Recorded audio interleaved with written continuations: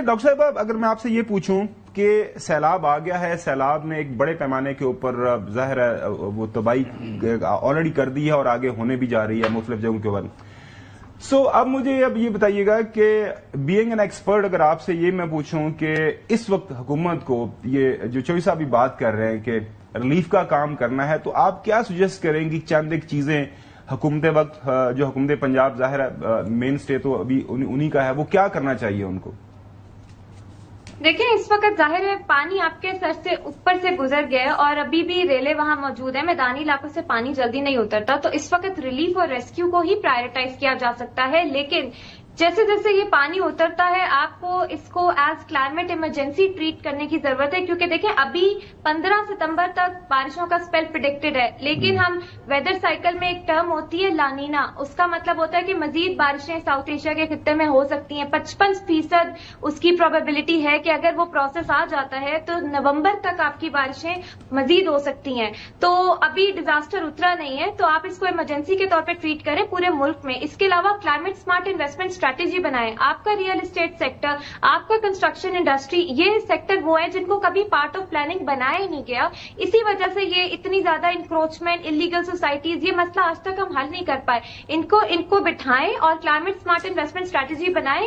Encroachment river bed پہ، flood plane پہ یہ نو بلڈ زونز ہونی چاہیے، وہاں پہ آپ پلانٹیشن کریں.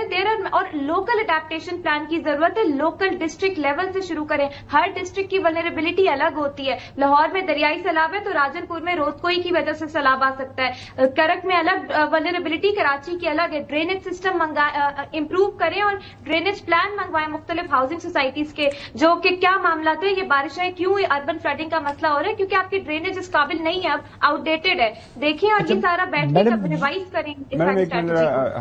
میں آپ سے ایک سوال کرنا چاہ رہا ہوں، یہ بتائیے گا کہ اگلے سال کے لیے پروجیکشن ہے کہ 22% زیادہ رین فال ہونی ہے.